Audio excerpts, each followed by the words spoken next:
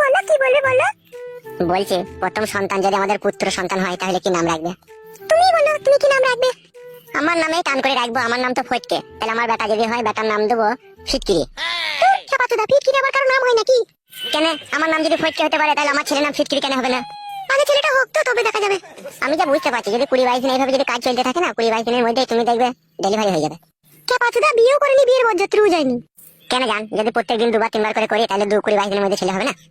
না গো খেপাতুদা স্বামী, ছেলে হতে পুরো 9 মাস 9.5 মাস টাইম লাগে। পেটে বাচ্চা আসবে, পেট হবে, ডাক্তার দেখাবো, পেটের ছবি হবে, পেটের ভিতরে বাচ্চা কি করছে, ছেলে হবে না মেয়ে হবে সমস্ত ডাক্তার দেখিয়ে তারপরে হসপিটালে গিয়ে হয় সিজার করতে হবে না হলে নরমালে বাচ্চা হবে। এত সহজেই বাচ্চা হয়ে যাবে নাকি?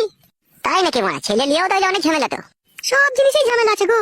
আমি তো মনে করছি বইয়ের কাছে শুলে খেতে পেটে বাচ্চা চলে আসবে আর পেট মোটা হয়ে যাবে আর কদিন পরে পকাম করে বেরিয়ে পড়বে। বিরক্তি লাগছে তো আমার, ওইভাবে হয় না। তুমি তো আমার থেকে ভালো জানবা কারণ তোমার আগে আর একবার আগে বিয়ে হয়েছিল না, সবই তো জানা আছে তোমার। বলো আবার সেই পুরনো কথা তুলছো? ভুল হয়ে গেছে জান, আর কোনোদিনও বলবো না। আমার জীবনে যে ঝড় যে তুফান গিয়েছে তা আমি তোমাকে পেয়ে ভুলে গেছি। ওই সমস্ত কথাগুলো আর আমাকে মনে করিয়ে দিও না। ওইসব কথাগুলো মনে পড়লে আমার বুকের ভিতরে অনেক কষ্ট হয়। আর বলবো না শোনা, আমার ভুল হয়ে গেছে, মন খারাপ করো না জান। তুমি আমার পুরনো অতীতকে ভালোবাসা দিয়ে সবকিছু ভুলিয়ে দিয়েছো। আমি আর ওই সমস্ত জিনিস কোনোদিনও মনে করে আর কষ্ট পেতে চাই না ফটকে। ওগো আমার মনের খাঁচার ময়না পাখি, আমার অজান্তে যদি তুমি কোনো দুঃখ পেয়ে থাকো তাহলে আমি তোমার কাছে ক্ষমা চাইছি জান। তুমি আমার সমস্ত দুঃখ কষ্ট যন্ত্রণা মুছে দিয়েছো। তোমাকে নিয়ে যে স্বপ্ন আমি দেখেছি সেই স্বপ্ন যদি আমার মনে প্রাণে যদি পূরণ হয় আমি নিমতলাতে গিয়ে জোড়া পাটা বলি দেবো। আমার সোনার ময়না পাখি, এত বড় একটা গভীর স্বপ্ন দেখে মনের মধ্যে লুকিয়ে রেখে দিয়েছো আর আমি তোমার স্বামী, আমি অজানা? আমাকে একটু বলো না জান, আমিও শুনি। যে স্বপ্ন আমি দেখেছি তা শুধুই তোমাকে নিয়েই দেখেছি আমি সেই স্বপ্ন। বলো না আমার জান, কি স্বপ্ন দেখেছো বলো? আমি বন্ধনের কিস্তির লোন নেবো 50,000 টাকা, আর সেই 50,000 টাকাটা আমি তোমার হাতে তুলে দেবো। তুমি ব্যবসা বাণিজ্য করে জমি জায়গা কই কিনবে, ঘর বাড়ি করবে, আরো সোনাই সোহাগা করে তুলবে তুমি। তাই নাকি জান? তুমি নুন হলি ব্যাপার। যদি নুনের টাকা না লি তাহলে কে আমাদেরকে 50,000 টাকা ধার দেবে বলো? সে তো বটে জান, যদি নুনের টাকা না লি তাহলে কে আমাদেরকে টাকা দেবে? এখন যা দুনিয়ার পরিস্থিতি, একটা বিড়ি দেওয়ার কেউ লোক নাই। তুমি শুনো। হ্যাঁ জান বলো। যারা কিস্তির টাকা পয়সা দেয় ঠিক আছে, তাদের সাথে যোগাযোগ করে তুমি তাদেরকে একবার বাড়িতে ডেকে আনবে, ঠিক আছে? বেশ জান, ঠিক আছে তাই হবে। তোমার কথা শুনে আমি ডেকে আনবো। শোনো ঝুমা, আমি স্যারকে তো ডেকে আনবো, তুমি এক কাজ করো, তুমি বাবার যে বেগুন গাছগুলো নাই ওগুলাতে একটু জল দিয়ে রেখে দাও, ঠিক আছে? আমি ক্লাব থেকে একটু ঘুরে আসি। আচ্ছা ঠিক আছে যাও, রাত করবে না, তাড়াতাড়ি ফিরবে। ঠিক আছে আমার সোনা, আমি তাড়াতাড়ি ফিরবো।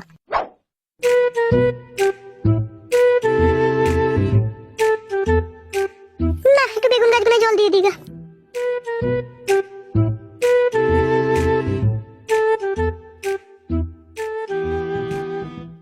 কাকা নাই কো বাড়িতে? কে আপনি? আমাকে তুমি চিনতে পারবে না বৌদি, আমি কেরালায় থাকি, এই তো কদিন হলো বাড়ি এসেছি। ও আচ্ছা, তা তুমি তোমার কাকাকে খুঁজতে এসেছো না তোমার দাদাকে খুঁজতে এসেছো? আমি আবার একটু স্পষ্ট কথা ছেলে বৌদি, সত্যি কথা যদি আবার না বলি না আমার আবার সারা রাত ঘুম আসে না। তাই নাকি? তাহলে কি সত্যি কথা বলতে চাও বলো?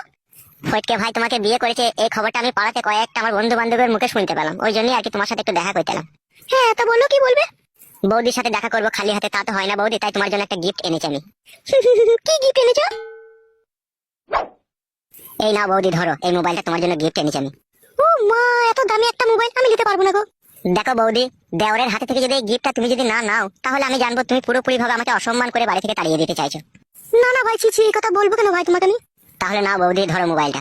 মোবাইলটা নিলে তোমার দাদা যদি কখনো জানতে পারে তাহলে তো অশান্তি লেগে যাবে গো। তুমি যদি দাদাকে বলো আমাকে মোবাইল গিফট করেছে তোমাদের পাড়ার একটা তোমার বন্ধু, তাহলে অশান্তি লেগে যাবে। তুমি যদি মোবাইলটা নিয়ে লুকিয়ে রেখে দাও আর তুমি যদি বলো এটা আমি কুড়িয়ে পেয়েছি বা কিনেছি তাহলে দাদা কোনোদিনই জানতে পারবে না। বেশ ঠিক আছে দাও তাহলে। লাও মোবাইলটা। তাহলে বৌদি ভালো থেকো, হ্যাঁ আসছি। হ্যাঁ ও ভাই শোনো। হ্যাঁ বলো বৌদি। বলছি এত সুন্দর একটা দামি মোবাইল গিফট তুমি আমাকে উপহার দিলে, আর এক কাপ চা না খেয়ে চলে যাবে তুমি আমার বাড়ি থেকে, তা কি করে হয় ভাই? বৌদি তুমি বড় মুখ করে বলছো এক কাপ চা খেতে, আমি বা চাটা না খেয়ে কি করে চলে যাই? তাহলে খাও এক কাপ চা। এসো ঘরে এসো। হ্যাঁ বৌদি চলো।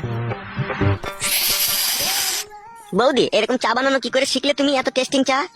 শিখতে হবে ভাই, মেয়ে হয়ে যখন জন্ম নিয়েছি তখন তো সবই শিখতে হবে। বলো। একটা কথা বলবো বৌদি? হ্যাঁ ভাই বলো, কি বলবে? মনের মধ্যে আমার অনেক বড় আশা আছে, তোমার মতো একটা সুন্দরী রূপসী মেয়েকে আমি বিয়ে করবো, কিন্তু জানি না সেই মেয়েকে পাবো কিনা। পাবে ভাই, তুমি মনের মধ্যে এত বড় একটা আশা করে রেখে দিয়েছো আর আমার মতো সুন্দরী মেয়ে পাবে না তা কি করে হয় ভাই? পাবে, অবশ্যই পাবে তুমি। বৌদি ওই মোবাইলটা যে তোমাকে গিফট করলাম তোমার স্বামী যেন কোনোদিনও জানতে না পারে, ঠিক আছে? কোনোদিনও যদি জানতেও পারে যে মোবাইলটা তুমি কোথায় পেলে, যদি তোমাকে জিজ্ঞেস করে তুমি বলবে আমি কলতলায় জল আনতে গিয়ে কুড়িয়ে পেয়েছি, বুঝতে পেরেছো তো? না হলে সে ছোড়া আবার একটু টেরি মাতালে আছে, সে আবার ওদিক খুদি করে জিজ্ঞেস করবে কোথায় পেলে, কে দিল, হাবি যাবি নানা রকম প্রশ্ন তুলে ধরবে। মোবাইলের জন্য তুমি টেনশন করো না, ওকে আমি কোনোদিনও জানতেই দেবো না আমি বলবো কলতলাতে কুড়িয়ে পেয়েছি আর আমার একটা মোবাইল